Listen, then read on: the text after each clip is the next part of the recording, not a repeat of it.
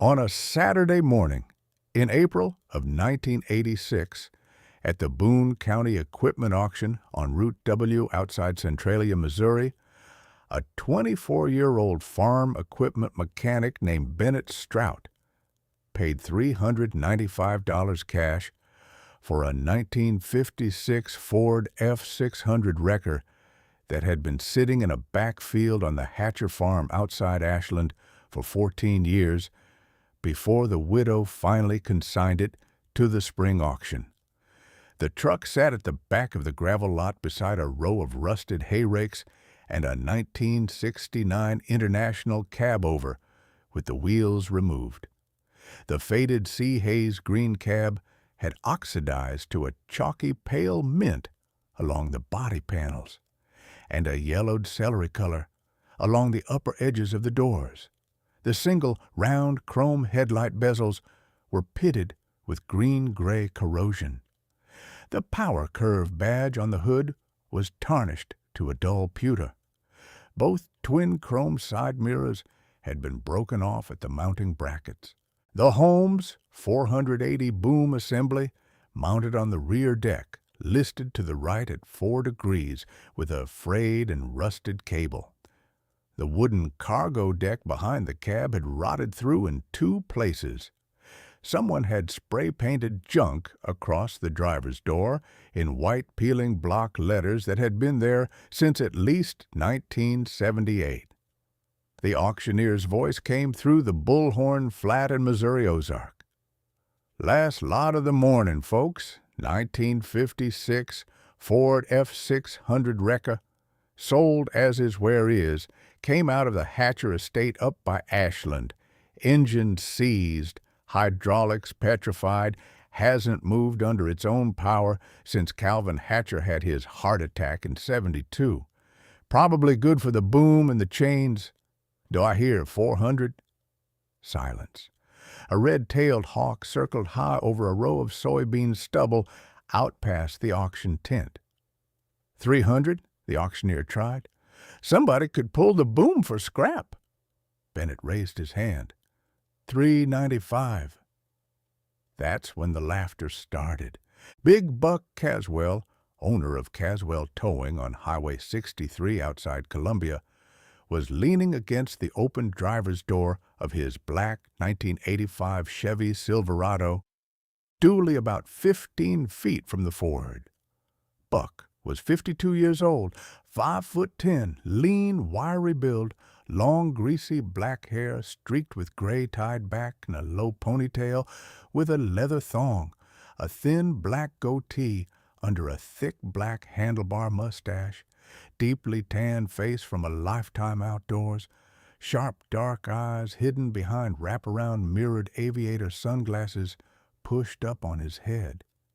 He wore a black T-shirt under an open black leather biker jacket with silver studs across the shoulder yokes, faded blue denim jeans, brown engineer boots laced halfway up, and a silver eagle belt buckle the size of a fist. He held a styrofoam coffee cup in his left hand and jabbed his right index finger toward Bennett, laughing. "Bennett Strout," Buck called from the Silverado. "You bidding on the Hatcher truck?" Bennett didn't answer. He counted out $395 in 20s from a leather wallet he had had since high school. The money was the last of what he had saved from a year of overhauling combines at his grandfather Forrest's shop outside Ashland. "Sold to the young man for $395, the auctioneer said, hammering the gavel. Buck Caswell walked over, still grinning, the silver Harley-Davidson Eagle belt buckle catching the morning sun. "Son, with respect, you just paid $395 for a 14-year-old backfield tomato steak. Calvin Hatcher had a heart attack in his shop in June of '72 at 47 and dropped on the concrete. His widow Edith drove the truck on light calls for a year or two and then put it in the backfield. The boy went off to engineering school in '76 and never came back to fix it. I would not have given Edith $50 for it. I've got a 1980 Ford F-700 with a Holmes 480 on the back. I'd put you in for $125 a month." "I'll keep this one," Bennett said. "Son, that truck has not had a man's hands on it since Calvin Hatcher dropped. It's a graveyard truck." "It's a 1956 Ford F-600, Bennett said. "Graveyard trucks don't run on a Y-block 292. Bennett borrowed his grandfather's flatbed and hauled the F-600 19 miles south to a long wood-frame pole barn shop on Route ZZ outside Ashland, where Forrest Strout had been running Strout Farm Mechanics since he came home from Italy in 1946. Forrest was Bennett's grandfather. He had raised Bennett since his father died of a brain aneurysm in 1971, when Bennett was 9 and his mother moved to Texas the next year. Forrest was 76 years old in the spring of 1986, 5'8", lean and erect with a slight stoop, snow-white hair clipped short with a slight wave on top, a clean-shaven face with a sharp jaw and deep crow's feet at the corners of pale brown eyes, large weathered hands. He wore a faded chambray work shirt with 2 chest pockets and the sleeves rolled to the forearms, a brown canvas chore vest with 2 front pockets full of small mechanics tools, faded blue dungarees, brown leather work boots, and a dark green felt fedora with a faded grosgrain band and a small pheasant feather tucked into the side. He stood beside the F-600 for 2 full minutes without saying anything. He took the fedora off and ran his hand through his snow-white hair and put the fedora back on. "Bennett," Forrest said, "do you know whose truck that was?" "Calvin Hatcher's, pap. Buck Caswell told me." Calvin Hatcher ran a small mechanic shop and a side wrecker service out of a building on Maple Street in Ashland for 22 years. He was 3 years younger than me. He married Edith Boone from Centralia in '54, and they had a son, Tom, in '58.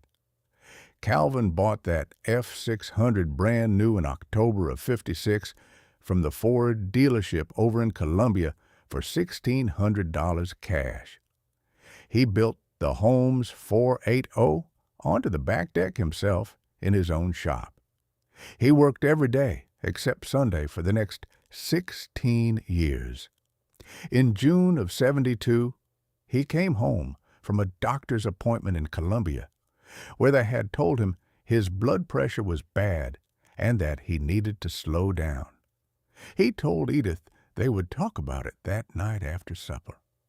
He walked out to the shop, had a heart attack at the workbench, and was gone before the ambulance from Columbia could get there. He was 47, the boy was 14 and at school. Edith drove the truck for 2 years, parked it in the back field, and finally consigned it to Centralia this winter. Tom went to engineering school in '76 and has lived in St. Louis ever since. The truck is not a graveyard truck.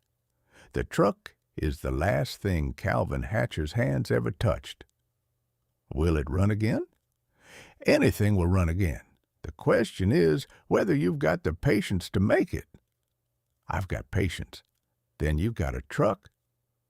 For the next 14 months, Bennett rebuilt the 1956 Ford F-600 in Forrest's long pole barn shop on Route Z.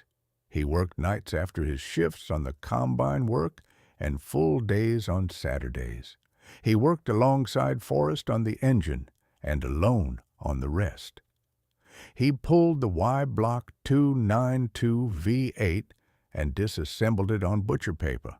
The cylinders were pitted from 14 Missouri winters in an open field.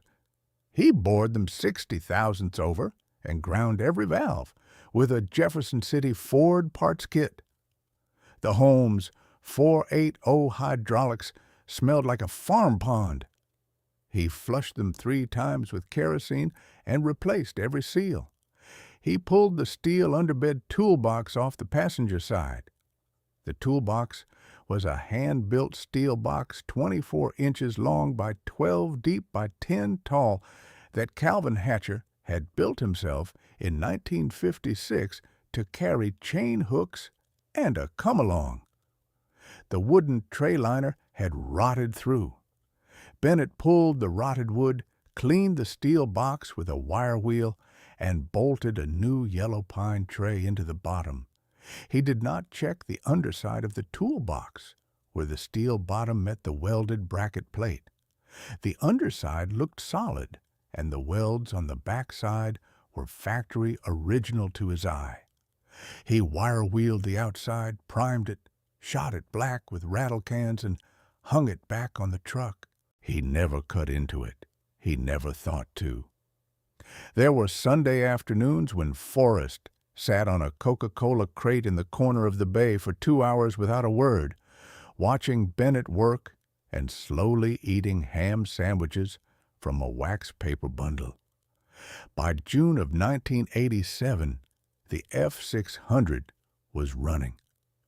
Bennett turned the key one morning, and the Y-block caught on the second try and smoothed into the steady mechanical hum that the engineers in Dearborn had built it to make in 1956. Forrest stood in the open shop doorway with his green felt fedora in his hand. He didn't say anything for a long minute. Then he said, "Calvin Hatcher would be glad of that, Bennett. Take care of it." Bennett painted Strout Recovery on both doors of the F-600 in white block letters with a red drop shadow. He registered a business license at the Boone County Clerk's office in Columbia. He printed business cards at a print shop on Broadway in Columbia and left them at every Phillips 66, every John Deere dealer, and every grain co-op within 70 miles. The first call came on a wet Friday morning in July 1987. A soybean farmer named Calvin Wheaton had buried his 1979 John Deere 4640 combine up to the rear axle in soft black bottomland mud on a fire road outside Sturgeon. Calvin had already called Caswell Towing and Recovery. Buck had quoted him $400 and a 5-hour wait. Calvin said he did not have $400, and the soybeans were going to be soaked through by then. Bennett pulled the combine out in 29 minutes with the Holmes 480 boom and the hand crank. Calvin paid him $45 and a bushel of peaches from his own orchard. By the end of 1987, Bennett had pulled 23 combines, 6 grain trucks, and a church van that had slid into the Missouri River bottom outside Hartsburg. The F-600 started in cold weather. The F-600 ran in heat. The F-600 went down access roads where Buck's modern wreckers could not fit.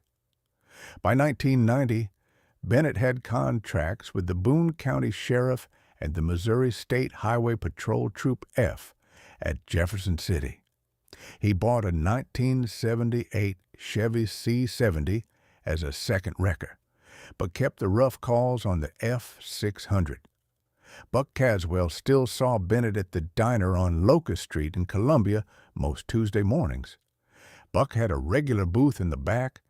Buck always made the same joke. "How's the Hatcher truck, Strout? Still pulling combines for peaches?" "Still pulling, Buck." "You ever pull a real truck with that thing?"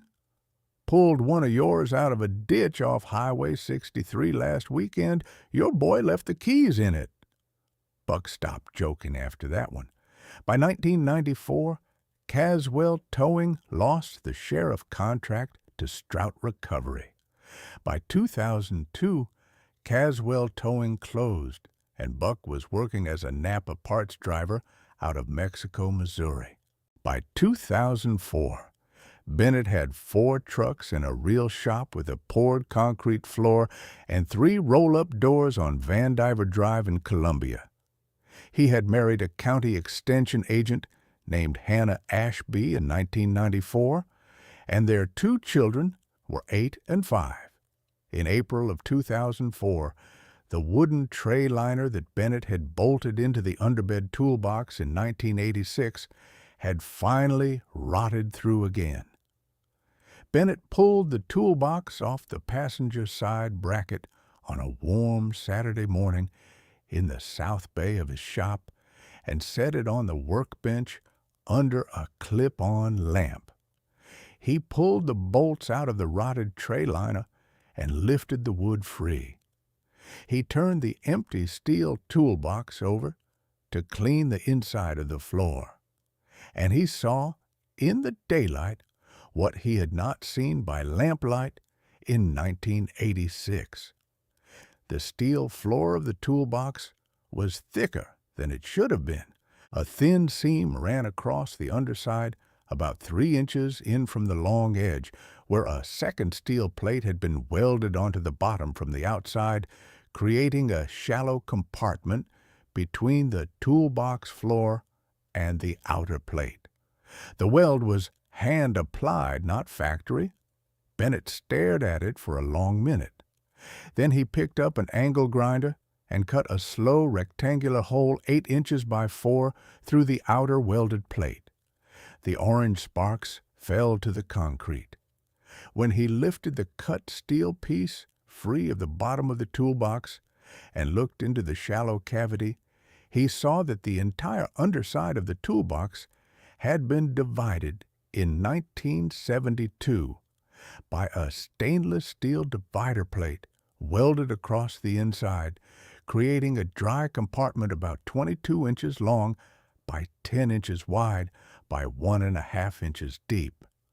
The compartment was bone dry. Inside the compartment sat a small leather pouch wrapped in oilcloth and tied with brown twine.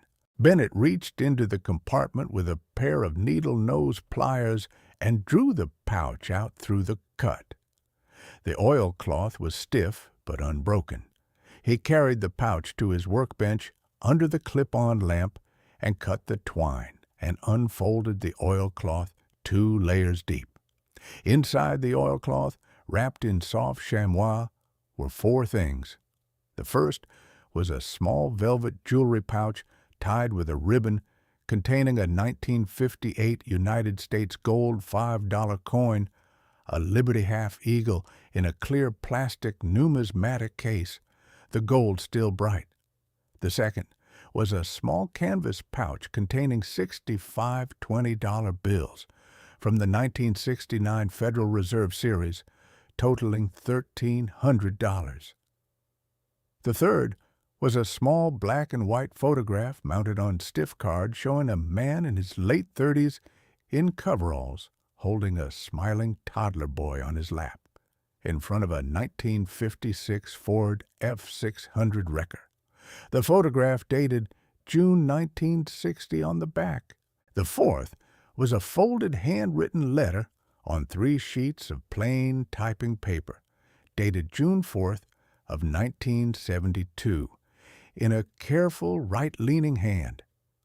The letter was to a 14-year-old boy named Tom. The man who wrote it explained that he had been at the Boone County Medical Group in Columbia that morning, and his doctor had told him his blood pressure was bad and he would have a heart attack inside the year if he did not slow down. The man wrote that he had not told Edith yet because he did not want to scare her.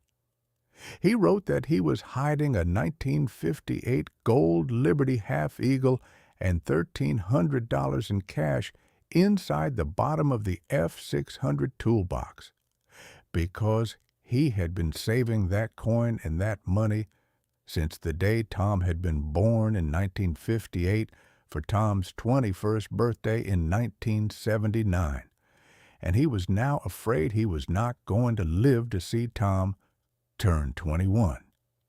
He wrote that if Tom ever found this letter, the coin was for the start of a man's life. He wrote that the cash was for whatever a man needs cash for at 21. He wrote that the F-600 and the boy were the same age.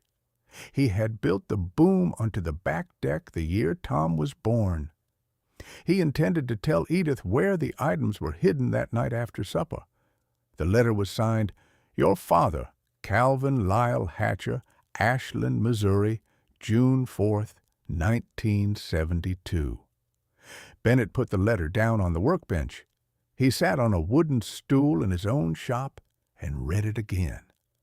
Then he read it a third time. Then he closed the pouch back up and drove home and didn't tell Hannah until after the kids were in bed. On the next Monday, Bennett drove to the Boone County Records office in Columbia and asked the clerk to pull whatever she could find on Thomas Hatcher. Thomas Calvin Hatcher had been born at Boone County Hospital on March 11th of 1958. His mother, Edith, had died of a stroke in 1992. His father, Calvin, had died at his Ashland shop on June 9th of 1972 at 47. Tom had graduated from Missouri in civil engineering in 1980 and married Greta Voss in 1984. He had 3 adult children, worked as a senior structural engineer at a firm in Clayton outside St. Louis, and lived in Webster Groves. He was 46. Bennett called the firm on a Tuesday afternoon and left a message that he had something of his father's. Tom called back that evening. There was a very long silence on the line when Bennett explained what he had found welded inside the underbed toolbox. Then Tom Hatcher said, "Bennett, you'd better drive the F-600 over to St. Louis and bring everything." Bennett drove the F-600 east on Interstate 70 to St. Louis on a clear Saturday morning in late April. Tom met him in the gravel driveway of a small 2-story brick colonial on a quiet, shaded street in Webster Groves.